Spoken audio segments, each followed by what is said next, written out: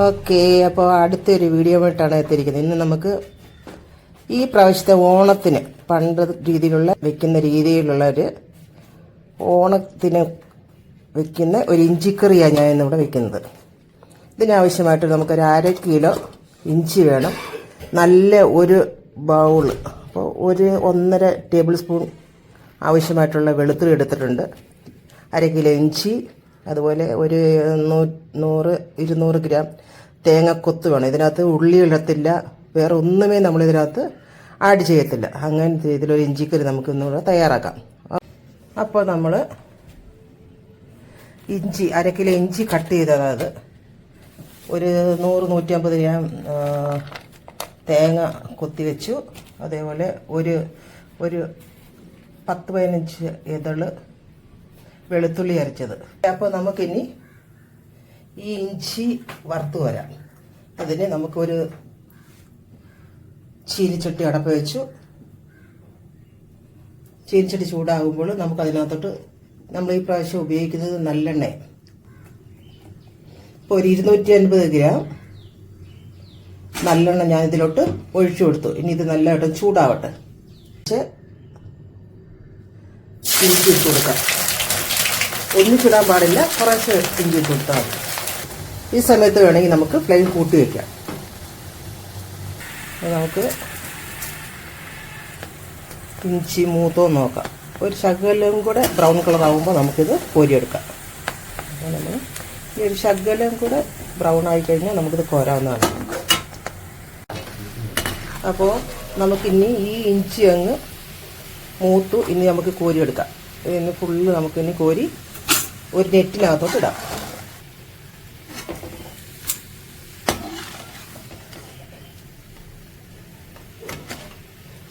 ഇനി നമുക്ക് ബാക്കിയുള്ള ഇഞ്ചി ഇതുപോലെ തന്നെ വറുത്ത് കോരാം.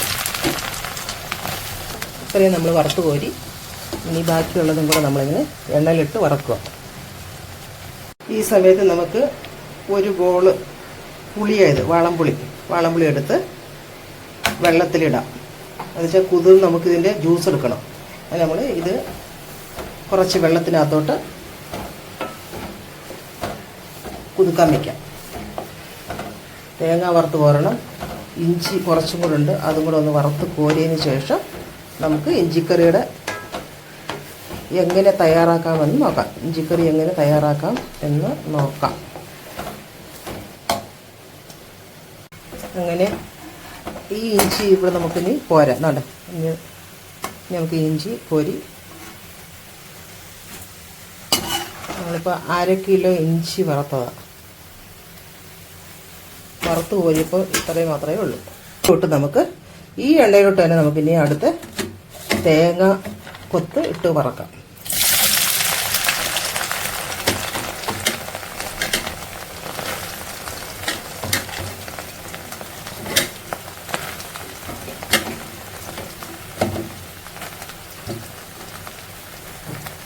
നമുക്ക് ഈ ഇഞ്ചി വറുത്ത് കോരി അടുത്ത് ഈ തേങ്ങ കൊത്ത് നല്ലെണ്ണയിൽ ചെയ്യുന്ന കാരണം എന്താണെന്ന് വെച്ചാൽ നമുക്കിത് കുറേ ദിവസം പുറത്തിരുന്നാൽ കേടാകുകയില്ല. അപ്പോൾ നമുക്ക് ഈ തേങ്ങ ചുമന്നു. ഇനി നമുക്കിത് തീ അങ്ങ് ഫ്ലെയിം ഓഫാക്കാം. അപ്പോൾ നമ്മുടെ വലിയ ജോലി ഇവിടെ കഴിഞ്ഞു. ഇഞ്ചി വറുത്ത് കോരുക, അതുപോലെ തേങ്ങ വറുത്ത് കോരുക. ഇനി നമുക്ക് ഇഞ്ചി ഒന്ന് പൊടിച്ചുകൊണ്ട് വരണം. അപ്പോൾ നമുക്ക് ഫ്ലെയിം ഓഫാക്കിയതിന് ശേഷം നമുക്ക് ഈ തേങ്ങാക്കൊത്ത് ഇതേപോലെ വറുത്ത് കോരി ഒരു പാത്രത്തിലും ഇടാം.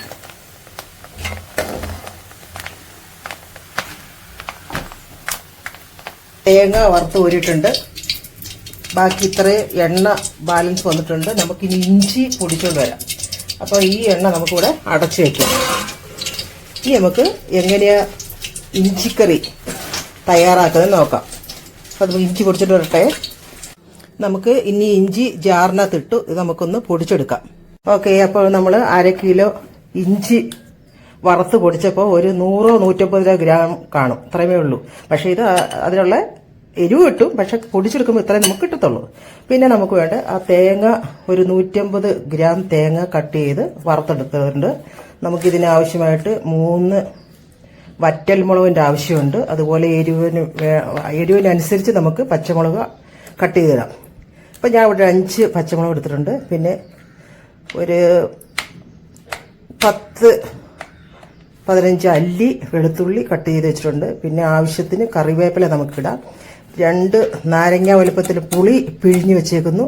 ആവശ്യത്തിന് നമുക്ക് ഉപ്പുണ്ട്. ഇത് നമുക്ക് മഞ്ഞൾ പൗഡർ, മുളക് പൊടി 1 ടീസ്പൂണ്, കായപ്പൊടി 1/2 ടീസ്പൂണ്, ഉലുവാപ്പൊടി 1/2 ടീസ്പൂണ്, ഇത്രയുമാണ്. എരിവ് കുറയ്ക്കാൻ വേണ്ടിയാണ് നമുക്ക്, എരിവും പുളിയും കുറയ്ക്കാൻ വേണ്ടിയാണ് നമ്മൾ ശർക്കര പൊടി വെച്ചിരിക്കുന്നത്. അത് ശർക്കര തന്നെ ഇടണം, അല്ല വേറെ പഞ്ചസാര ഇടാൻ പാടില്ല, ശർക്കര തന്നെ ഇടണം. ഇനി അപ്പോൾ നമുക്ക് മുളക് എടുത്തിട്ടുണ്ട്, മസാലകൾ എടുത്തിട്ടുണ്ട്, തേങ്ങ വറുത്തത്, വെളുത്തുള്ളി, കറിവേപ്പില, വറ്റൽമുളക്. നമ്മളിനി പാൻ ചൂടാക്കിയിട്ടുണ്ട്. അടുത്ത് നമ്മൾ പാൻ ചൂടാക്കി ഇതിനകത്തോട്ട് നമുക്ക് വെള്ളം എല്ലാം മാറിക്കഴിഞ്ഞിട്ട് ആവശ്യത്തിനുള്ള, നേരത്തെ എണ്ണ തന്നെയാണ്, പക്ഷെ നമ്മൾ ഫുൾ ഒഴിക്കത്തില്ല, ആവശ്യത്തിനുള്ള എണ്ണ നമുക്ക് ഒഴിക്കാം. ഇതൊന്ന് ചൂടാകുമ്പോൾ നമുക്ക് ഇതിനകത്തോട്ട് കടുക് ഇട്ട് കൊടുക്കാം. നമുക്ക് ഇതുപോലെ കടുക് പൊട്ടുന്നു. വെളിച്ചെണ്ണ ചൂടാകുമ്പോൾ നമുക്ക് കടുക് ഇട്ട് കൊടുക്കാം. കടുക് ഇട്ട് കൊടുത്തിട്ട് അടുത്തതായിട്ട് നമുക്ക് ഇതിനകത്തോട്ട് വെളുത്തുള്ളിയാണ് ഫസ്റ്റ് നമ്മൾ ഇടേണ്ടത്. ഫസ്റ്റ് നമ്മൾ വെളുത്തുള്ളി കട്ട് ചെയ്ത് വെച്ചിട്ടുണ്ടായിരുന്നു. അതൊരു 10-15 കഷ്ണം വെളുത്തുള്ളി, വെളുത്തുള്ളി നമ്മൾ കട്ട് ചെയ്തത് ആദ്യം നമ്മൾ ഇതിലിട്ട് കൊടുക്കേണ്ടത് വെളുത്തുള്ളിയാണ്. ഇത് ഒരു ചെറിയ ബ്രൗൺ കളർ ആകുമ്പോൾ നമ്മൾ അടുത്തത് ഇതിനകത്ത് ഇടാൻ പാടുള്ളൂ.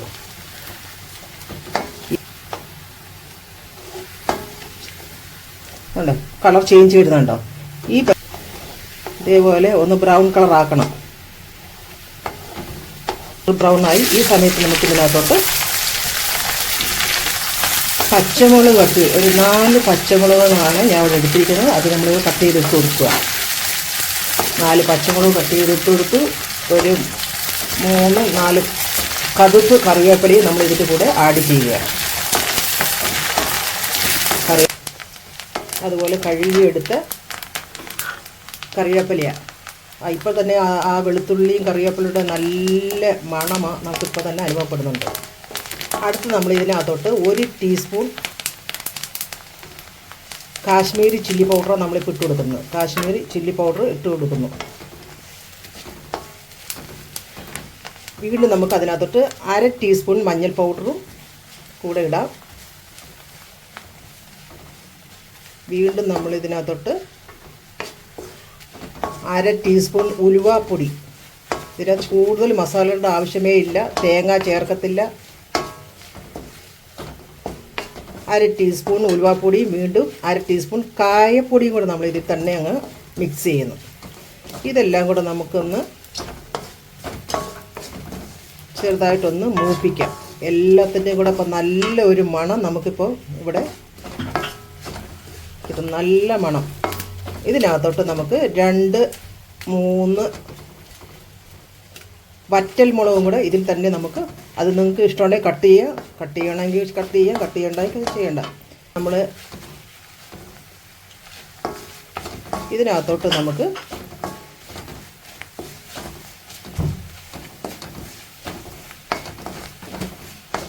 അടുത്ത് നമുക്ക് ഇതിനകത്തോട്ട് ഉപ്പിട്ട് കൊടുക്കാം.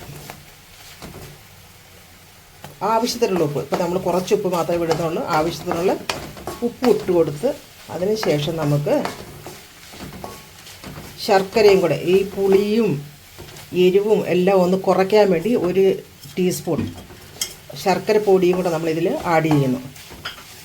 പഞ്ചസാര ഇടാൻ പാടില്ല. ഇതിന് ശർക്കര തന്നെ, നല്ല ശർക്കര വാങ്ങിച്ച് പൊടിക്കുകയോ ചെയ്തതിന് ശേഷം 1 ടീസ്പൂൺ പൊടി ഇട്ടതിന് ശേഷം ഇതൊന്ന് മൂത്ത്. ഇനി നമുക്കിത് പുളിവെള്ളം ഒഴിച്ചു കൊടുക്കാം. ഇത് നമ്മൾ ഒരു 1.5 നെല്ലിക്ക പരുവത്തിനുള്ള പുളിവെള്ളം നമ്മളിത് എടുത്ത് വെച്ചതിന് ശേഷം അതാണ് നമുക്കിത് ഒഴിച്ചിരിക്കുന്നത്. അല്ലാതെ പച്ചവെള്ളം നമ്മളിതിൽ ആഡ് ചെയ്യാൻ പാടില്ല. ഈ പുളിവെള്ളം നമ്മൾ തിളപ്പിച്ച വെച്ചേക്കുന്നതാണ്, വെള്ളത്തിലാണ് മിക്സ് ചെയ്ത് പിഴിഞ്ഞെടുത്ത പുളിവെള്ളമാണ് നമ്മളിപ്പോൾ ഇത് ആഡ് ചെയ്ത് കൊടുത്തിരിക്കുന്നത്. ഇനി നമുക്ക് ഇപ്പോൾ നല്ലതായിട്ട് ഇത് തിളച്ചു, നല്ല മണം നമുക്കിപ്പം അനുഭവപ്പെടുന്നുണ്ട്. ഇതിനകത്തോട്ട് നമുക്കിനി ഇഞ്ചിപ്പൊടി, നമ്മൾ വറുത്ത് പൊടിച്ച് വെച്ചിരിക്കുന്ന ഇഞ്ചിപ്പൊടി നമുക്ക് ഇതിനകത്തോട്ട് ഇടാം.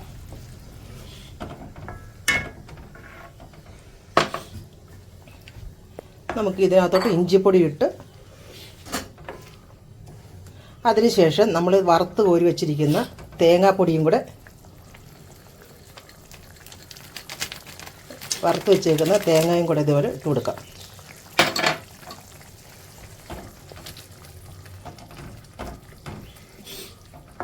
ഈ ഇഞ്ചിയും തേങ്ങയും നമ്മൾ നേരത്തെ വറുത്ത് കോരി വെച്ചിരിക്കുന്നത്, അത് നമ്മൾ ലാസ്റ്റ് ഗ്രേവി എല്ലാം ഈ ഇഞ്ചിക്കറിക്കുള്ള മസാലകളെല്ലാം നല്ലതായിട്ട് തിളച്ച് നല്ലൊരു ഫ്ലേവർ നമുക്ക് അനുഭവപ്പെടുമ്പോൾ മാത്രമേ നമ്മൾ ഇതിനകത്തോട്ട് ഇഞ്ചിപ്പൊടിയും തേങ്ങ വറുത്തതും കൂടി ഇട്ട് കൊടുക്കുക. ഇനി നമുക്ക് ഇനി അടുത്ത് നമുക്ക് ചെറിയ ഫ്ലെയിമിൽ, ഇത് ഫ്ലെയിം കൂട്ടിയിട്ട് ചെയ്യാനേ പാടില്ല, ചെറിയ ഫ്ലെയിമിൽ ഇനി ഇത് കിടന്ന് നല്ലതായിട്ട് ഈ മസാലകളെല്ലാം കൂടെ ഇഞ്ചിയും തേങ്ങ വറുത്തതും എല്ലാത്തിൻ്റെയും കൂടെ ഗ്രേവി നല്ലതായിട്ട് ഇറങ്ങട്ടെ. അപ്പോൾ ഇതിന് ശകലം ഉപ്പ് കൂടെ ആവശ്യമുണ്ട്. പുളി നമ്മൾ ആ ശർക്കര പൊടി ഇട്ടുകൊണ്ട് പുളി ഒരുപാടില്ല, പക്ഷേ പുളിയും മധുരവും എല്ലാം കൂടെ ആകുമ്പോൾ നല്ല ഫ്ലേവർ. നമുക്ക് ചോറുണ്ണാൻ വേറെ ഒന്നും ഇതിനാവശ്യമില്ല. ഈ ഇഞ്ചിക്കറി കൂട്ടി നമുക്ക് എത്ര വേണമെങ്കിലും സദ്യ കഴിക്കാം. ഇത് നമുക്കൊരു ശകല ഉപ്പും കൂടെ ഇട്ട് കൊടുക്കാം. ഞാനൊന്ന് ടേസ്റ്റ് ചെയ്തിട്ട് ഉപ്പ് കുറവാണ്. അപ്പോൾ ഇനി ഇത് ഇഞ്ചിയിലും ആ തേങ്ങയിലൊക്കെ പിടിക്കുമ്പോഴത്തേനും ഒരുപാട് കുറയും. അതുകൊണ്ട് ഞാനൊരു ശകല ഉപ്പും കൂടെ ഇട്ട് കൊടുത്തു. ഇതിന് ചെറിയ ഫ്ലെയിമിൽ കിടന്നൊന്ന് ഇഞ്ചി നല്ലതായിട്ടൊന്ന് ആട്ടെ. അപ്പോൾ നമുക്ക് ഇതിന്ന് അടച്ചു കൊടുക്കാം. ഈ സമയത്ത് നമ്മൾ ഒട്ടും ഫ്ലെയിം കൂട്ടിയിടാൻ പാടില്ല. ചെറിയ ഫ്ലെയിമിൽ ഈ ഇഞ്ചിക്കറി ഒന്ന് തയ്യാറാവട്ടെ.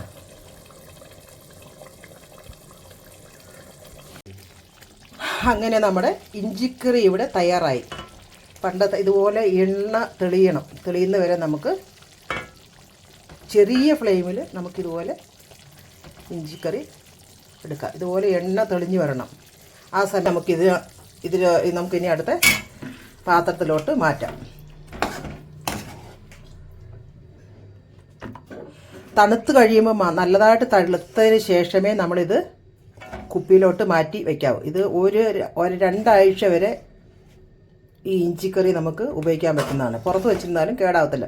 എന്താ വെച്ചാൽ നമ്മൾ ഇതിനകത്ത് നല്ലെണ്ണ മാത്രമേ ഉപയോഗിച്ചിട്ടുള്ളൂ, ഇതിനകത്ത് വേറെ ഓയിൽ ഉപയോഗിച്ചിട്ടില്ല. അതുകൊണ്ട് എല്ലാവർക്കും കഴിക്കാൻ പറ്റുന്ന ഒരു, വയറിന് അസിഡിറ്റിയുടെ പ്രോബ്ലം ഉള്ളവർക്കൊക്കെ കഴിക്കാൻ പറ്റുന്ന ഒരു ഓണത്തിന് ഏറ്റവും മുന്നിൽ നിൽക്കുന്നതാണ് ഒരു കൂട്ടുകറിയാണ് ഈ ഇഞ്ചിക്കറി. ഇത് പഴയ രീതിയിൽ ഇതിന് തേങ്ങ നമ്മൾ അരച്ചിട്ടില്ല, അങ്ങനെ വെച്ചേക്കുന്ന ഒരു ഇഞ്ചിക്കറിയായത്. അങ്ങനെ നമ്മുടെ സ്വാദിഷ്ടമായ ഒരു കൂട്ടുകറി ഇവിടെ ഓണത്തിൻ്റെ ഒരു കൂട്ടുകറി നമ്മളിവിടെ തയ്യാറാക്കി. ഇത് ഇപ്പോൾ ഇവിടെ നമ്മൾ തയ്യാറാക്കിയിരിക്കുന്നത് എരിവ് അങ്ങനെ വലിയതല്ല. അതിന് നമ്മൾ എരിവ് കൂടുന്നിട്ടുണ്ടെങ്കിൽ നമ്മളതിനെ ശർക്കരപ്പൊടി ഇട്ട് കൊടുക്കുന്നത്. വെളിച്ചെണ്ണ ഉപയോഗിച്ചിട്ടില്ല, നല്ലെണ്ണ. ഇത് വെളിച്ചെണ്ണ ഉപയോഗിക്കാതെ നല്ലെണ്ണ മാത്രമേ നമ്മളിപ്പോൾ ഈ ഇഞ്ചിക്കറിക്ക് ഉപയോഗിച്ചിട്ടുള്ളൂ. ഇതെല്ലാവരും ചെയ്ത് നോക്കുക. ഓണത്തിന് നല്ലൊരു കൂട്ടുകറിയാണ് ഇഞ്ചിക്കറി.